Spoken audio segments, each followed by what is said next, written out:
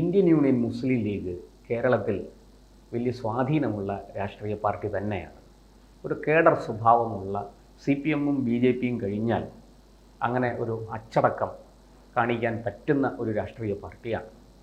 അവർക്കെതിരെ ഈ വർഗീയ നിലപാടുകളൊക്കെ ഉള്ളവരാണ് എന്ന ആക്ഷേപവും ആരോപണവും ഒക്കെ ഉയർന്നിട്ടുണ്ട്. എങ്കിലും ഇപ്പോൾ മുസ്ലിം ലീഗിനെ കുറിച്ചൊരു പുതിയ ഒരു വാർത്ത വരുന്നു. അവർ അടുപ്പിച്ച് 3 വർഷം MLA-മാരായിരുന്നവരെ മാറ്റിയിട്ട് ചെറുപ്പക്കാരെ കൊണ്ടുവരുന്നു. ജനപ്രതിനിധികളാകാൻ ചെറുപ്പക്കാരെ കൂടുതലായിട്ട് അവർ കൊണ്ടുവരുന്നു എന്നാണ് കേൾക്കുന്നത്. എന്താണ് സാർ, മുസ്ലിം ലീഗിനെ സംബന്ധിച്ച് വലിയ മാറ്റം വരാൻ പോവുകയാണ്. അങ്ങനെയാണെങ്കിൽ നമ്മുടെ PK കുഞ്ഞാലിക്കുട്ടിയും മുനീർ സാഹിബും ഒക്കെ എങ്ങോട്ടാണ് പോവുക? അല്ല, മുസ്ലിം ലീഗിനകത്ത് ഒരു വലിയ വിപ്ലവം നടക്കാൻ പോകുന്നു ഒരു പിന്നാമ്പുറ വർത്തമാനമുണ്ട്. പക്ഷെ അത് നടന്നു കഴിഞ്ഞിട്ട് പറഞ്ഞാൽ മതി നടന്നു അതെ എന്ന്. കാരണം ലീഗാണ്. അതെ, ലീഗിനകത്തുള്ളതെല്ലാം നമുക്കറിയാം, കുറെ താപ്പാനകളാണ്. അതെ, പണക്കാട് തങ്ങളാണ് അവസാന വാക്ക്. സാദിഖലി പറയും, അല്ല, ദേശീയ അധ്യക്ഷനേക്കാൾ പവർ സംസ്ഥാന അധ്യക്ഷനായ പണക്കാട് തങ്ങൾക്കാണ്. ഇത് മുസ്ലിം ലീഗ് എന്ന് പറയുന്നത് കേരളത്തിലല്ലേ ഉള്ളൂ. അതെ, ഇപ്പം ഘടകകക്ഷികളിലെ ഏറ്റവും പ്രധാനപ്പെട്ട ഒന്നാണ് മുസ്ലിം ലീഗ്. കേരള കോൺഗ്രസും ഇങ്ങനെ നിൽക്കുന്നവരാണ്. ലീഗ് അങ്ങോട്ടും ഇങ്ങോട്ടും അങ്ങനെ ചാടത്തില്ല. ഇല്ല, ലീഗ് ഒരു ചാട്ടമേ ചാടിയുള്ളൂ. LDF-ലാണ് അവർ ആദ്യം വന്നത്.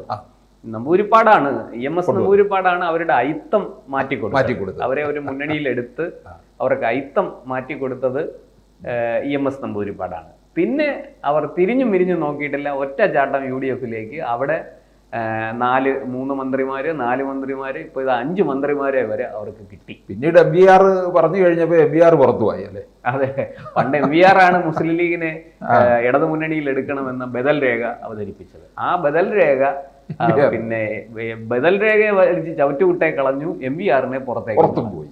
ആ പാർട്ടി ഇപ്പോഴും അകന്നു നിൽക്കുകയാണ്.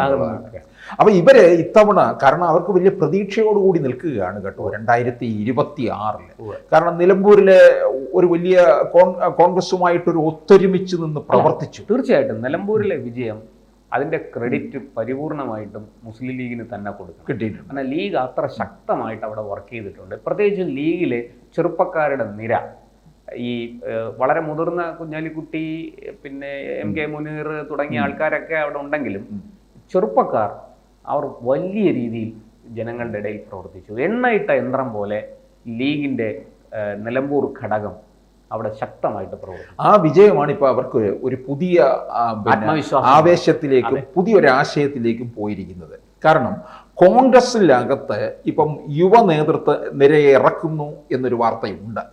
അതിന് സാധ്യത കാണുന്നുമുണ്ട്. ഇപ്പൊ ഷാഫി പറമ്പിലും രാഹുൽ മാങ്കൂട്ടത്തിലും PC വിഷ്ണുനാഥനെ പോലുള്ളവരൊക്കെ തന്നെ വന്നു കഴിയുമ്പോൾ ഇതിൽ കൂടുതൽ ആവേശവും കൂടുതൽ വോട്ടും ലഭിക്കും, ജനപ്രീതി നേടാൻ കഴിയുമെന്ന് വിശ്വസിക്കുന്നു. അങ്ങനെ ആകുമ്പോൾ പ്രധാന ഘടകകക്ഷിയായ ലീഗിനകത്തും ചില മാറ്റങ്ങൾ സംഭവിക്കാം. അവര് ഈ 3 തവണ MLA ആയവർക്ക് സീറ്റ് നൽകേണ്ടതില്ല എന്നുള്ള ഒരു തീരുമാനം. അങ്ങനെ വരുമ്പോഴാണ് പ്രശാന്ത് ആദ്യം ചോദിച്ച ചോദ്യം, മുനീറും കുഞ്ഞാലിക്കുട്ടി ഇല്ലാതൊരു നിയമസഭയില് പിന്നെ അദ്ദേഹം 80-കൾക്ക് ശേഷം ഒരു 91-ൽ അദ്ദേഹം മന്ത്രിയായിരുന്നു. അതിനു മുമ്പ് അദ്ദേഹം MLA ആയിരുന്നു എന്നാണ് ഞാൻ മനസ്സിലാക്കുന്നത്. എന്തായാലും 2006-ലാണ് അദ്ദേഹം തോറ്റത്. അത് അന്ന് പിന്നെ KT ജലീലിനോട് കുറ്റിപ്പുറം മണ്ഡലത്തിൽ പിന്നെ ഇപ്പൊ കുറ്റിപ്പുറം മണ്ഡലം അല്ല അതാണ് KT ജലീൽ വലിയ താരമായത്. അതെ, PK കുഞ്ഞാലിക്കുട്ടി എന്ന അതികായനെ മുലർത്തിയടിച്ചു എന്നുള്ളതായിരുന്നു KT ജലീലിന് അന്ന് കിട്ടിയ ഒരു സർട്ടിഫിക്കറ്റ്. അത് മാത്രമല്ല, അന്ന് ഈ ഐസ്ക്രീം കേസ് ഇദ്ദേഹത്തിനെതിരെ വളരെ ശക്തമായിട്ട് ഉയർന്നു വരികയും അതിന്റെ ചർച്ചകൾ നടക്കുകയും VS അത് സമർത്ഥമായിട്ട് രാഷ്ട്രീയമായിട്ട് അതിനെ ഉപയോഗപ്പെടുത്തുകയും ഒക്കെ ചെയ്തു.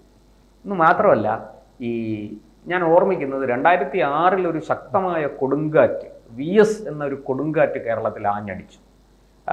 അതിന് സത്യം പറഞ്ഞാൽ CPM തന്നെയാണ് അതിന് കാരണക്കാരായത്.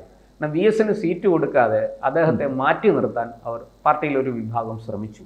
പക്ഷേ ജനങ്ങളത് അംഗീകരിച്ചില്ല. അവർ VS-ന് സീറ്റ് കൊടുത്തേ മതിയാകൂ എന്ന് അതാണ് ആ കൊടുങ്കാറ്റാണ് കേരളത്തിൽ. AK സെന്ററിന്റെ മുമ്പിലേക്ക് ചെന്ന് അണികള്. അതെ, അങ്ങനെ ഏത് പാർട്ടിയിൽ പോയിട്ടുണ്ട്? അതെ, കണ്ണേ കരളെ VS അവിടെ ഞാൻ ഇപ്പോഴും ഓർക്കുന്നു സാർ, നമ്മുടെ ഈ തൈക്കാട്, നമ്മുടെ ഓഫീസിന്റെ അടുത്താണല്ലോ തൈക്കാട് ശ്മശാനം, അതിന്റെ ഉദ്ഘാടനം, ഈ ശ്മശാനം നവീകരിച്ചൊക്കെ കഴിഞ്ഞ് ഉദ്ഘാടനം ശാന്തി കവാടം, ആ പേരിട്ടത് ONV ആണ്. അതെ, ആ പേര് വളരെ അർത്ഥവത്താണ്. അതെ അതെ.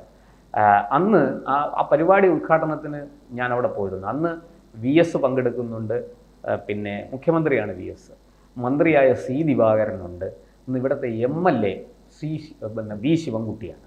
അത് ശിവൻകുട്ടി അന്ന് മന്ത്രിയായിട്ടില്ല.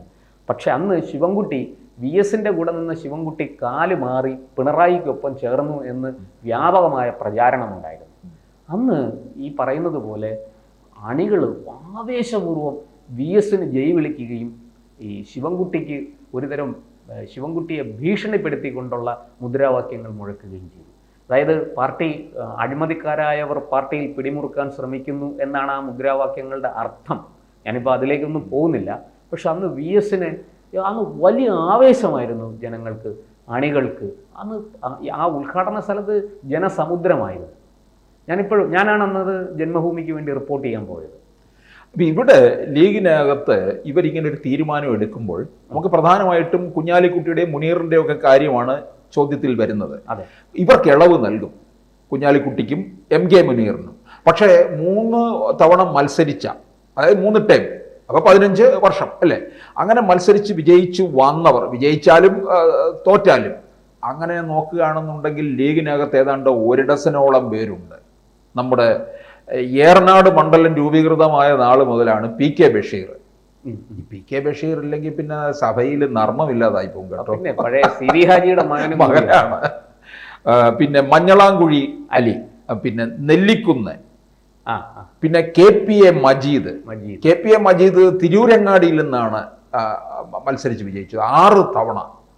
ഇവരൊക്കെ മാറിക്കൊടുക്കേണ്ടി വരും എന്നുള്ളതാണ്. അത് കാരണം പുതുമുഖങ്ങൾക്ക് പ്രാധാന്യം കൊടുക്കണം, യുവാക്കൾക്ക് പ്രാധാന്യം കൊടുക്കണം, വനിതകൾക്ക്.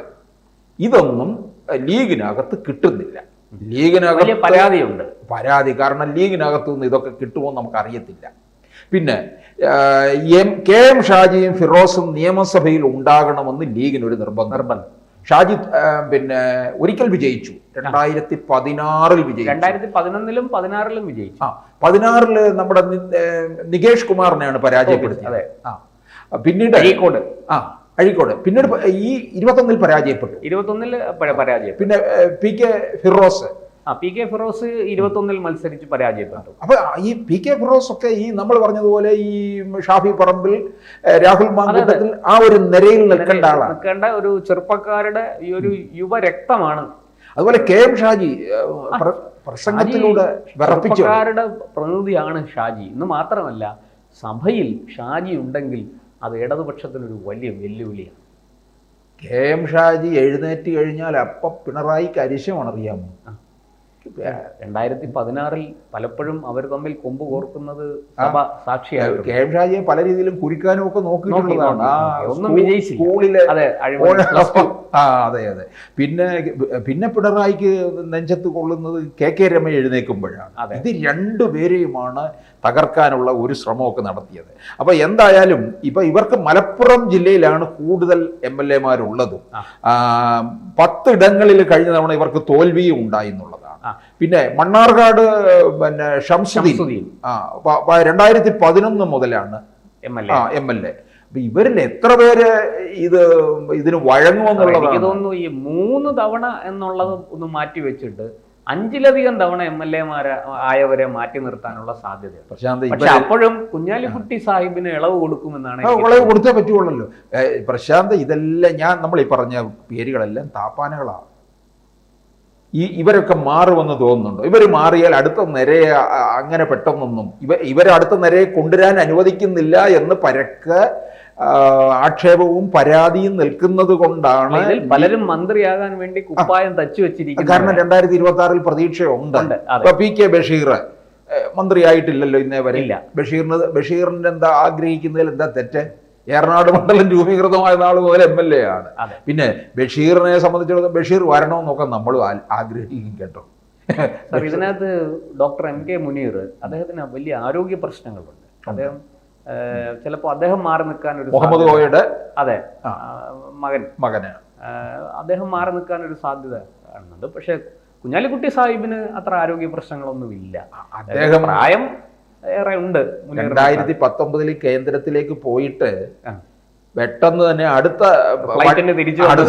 വണ്ടിക്ക് പായം നിർത്തിയിട്ട് ഇനി പോകുന്നു. കാരണം ഇനി അവിടെ നിൽക്കണ്ട, അത് ഇനി അതൊരു 10-25 കൊല്ലത്തേക്ക് BJP BJP വളർന്ന് രണ്ടാവണമെങ്കിൽ 2019 കേന്ദ്രമന്ത്രിയാകാൻ പോയ ആളാണ്. പണ്ട് അഹമ്മദ് ഉണ്ടായിരുന്നല്ലേ അവർക്ക്, അതുപോലെ ആയിക്കളയാം എന്ന് വിചാരിച്ചു പോയതാണ്. അപ്പൊ എന്തായാലും ലീഗിനകത്ത് ഈ പൊളിച്ചെഴുത്ത് ഉണ്ടാകുമോ എന്നുള്ളത് ഒരു വ്യക്തമായിട്ടില്ല. കാരണം ലീഗ് ആയതുകൊണ്ട് നമുക്ക് ഉറപ്പിച്ച് പറയാനും കഴിയില്ല. കൂടുതൽ വാർത്തകളും വിശേഷങ്ങളും നിങ്ങളിലേക്ക് എത്താൻ ABC മലയാളം സബ്സ്ക്രൈബ് ചെയ്യുക, ബെൽ ബട്ടണും അമർത്തുക.